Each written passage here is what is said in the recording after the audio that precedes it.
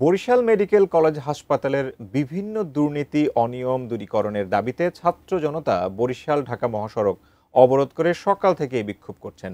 ঢাকা বরিশাল মহাসড়কের Natullabad bus terminal এলাকা থেকে জানাচ্ছেন আমাদের বরিশাল প্রতিনিধি মোহাম্মদ হুমায়ুন কবির।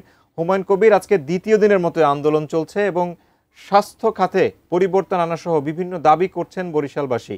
কি আছে আপনার কাছে, এখনকার খবর জানাবেন।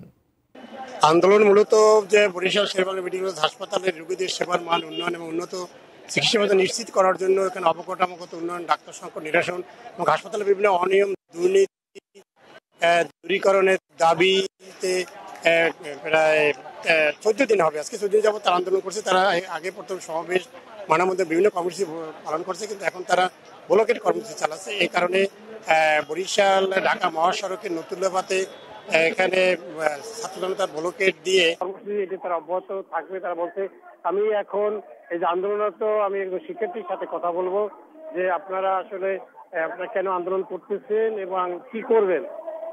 আপনারা জানেন যে আমাদের আজকে কিন্তু 14তম দিনে আন্দোলন চলতেছে এবং বিগত দিনগুলোতে প্রশাসন কিছুটা নমনীয় থাকলেও আজকে কিন্তু খুব করাও হয়েছে। আমাদের প্রতি ইতিমধ্যে আন্দোলন করতেছেন এবং কি করবেন। আচ্ছা, আপনারা জানেন যে আমাদের আজকে কিন্তু 14তম দিনে আন্দোলন চলতেছে, কিছুটা নমনীয় থাকলেও আজকে কিন্তু খুব চড়া হয়েছে। আমাদের প্রতি ইতিমধ্যে দুইবার হামলা করেছে প্রশাসন, লাঠিচার্জ করেছে এবং দ্বিতীয়বারে যে লাঠিচার্জ করেছে আমাদের কয়েকজন ভাই এবং কয়েকজন বন্ধুদের উপর লাঠিচার্জ করেছে এবং আমরা কোনোভাবে তাদের সাথে জোর জবরদস্তি করে দেন এখন টিকে আছি মাঠে।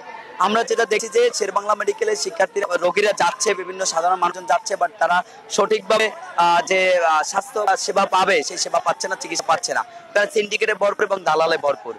আমরা ভেবেছিলাম যে শেরেবাংলা মেডিকেলের যিনি পরিচালক রয়েছেন, পূর্বে যে একজন পরিচালক ছিলেন, আমরা তাকে বাদ দিয়ে এখন কিন্তু একজন ব্রিগেডিয়ার জেনারেল একজন সেনাবাহিনী কর্মকর্তাকে নিয়ে এসেছি। আমরা আশাবাদী ছিলাম যে আমরা এই শেরেবাংলা মেডিকেলে আমাদের যে ভালো পরিবর্তন আসবে এবং স্বাস্থ্য সেবার মানটাও উন্নতি হবে বা রোগীরা ভালো চিকিৎসা হবে, কিন্তু সেটা হচ্ছে না।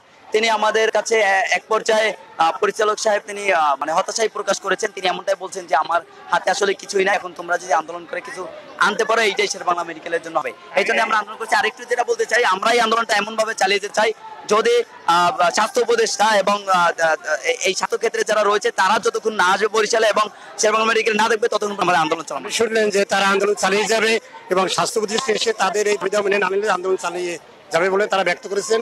এই ছিল আমার কাছে ঢাকা বরিশাল মহাসড়ক অবরোধ করে রেখেছে শিক্ষার্থীরা বিক্ষোভ করছে তার সর্বশেষ।